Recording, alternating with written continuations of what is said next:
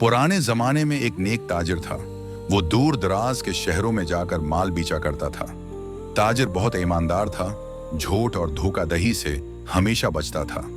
एक बार वो एक बड़े जहाज पर माल भरकर दूसरे शहर जा रहा था। रास्ते में समंदर में तूफान आया, जहाज हचकूले खाने लगा और सब लोग खौफजदा हो गए।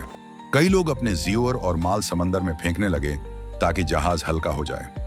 ताजिर ने भी अपने थैले को देखा जिसमें सोना और चांदी भरी हुई थी।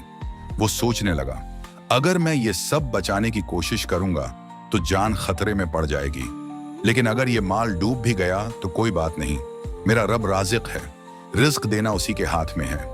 ये सोचकर उसने सारा माल समंदर में फेंक दिया और अल्लाह से दुआ की, या अल्लाह, मेरा भरोसा तेरे ऊपर है, अगर ये माल चला गया तो भी मुझे यकीन है कि तू मुझे उससे बेहतर अता करेगा। चंद लम्हों बाद तूफान थम गया और जहाज किनारे पर जा लगा। सब लोग हैरान थे कि वो कैसे बच गए। जब ताजिर अपने शहर वापस पहुंचा तो अल्लाह ने उसके लिए ऐसी बरकत रखी कि थोड़े दिनों में पहले से ज्यादा माल और दौलत मिल गई। लोग उससे पूछते, तुमने सब कुछ समंदर में फेंक दिया, फिर ये माल कहां से आया? वो मुस्कुरा कर कहता, ये सब मेरे अल्लाह की मदद है। जो अपने रब पर भरोसा करे, अल्लाह कभी उसे जाया नहीं करता। सबका असल दौलत अल्लाह पर भरोसा है।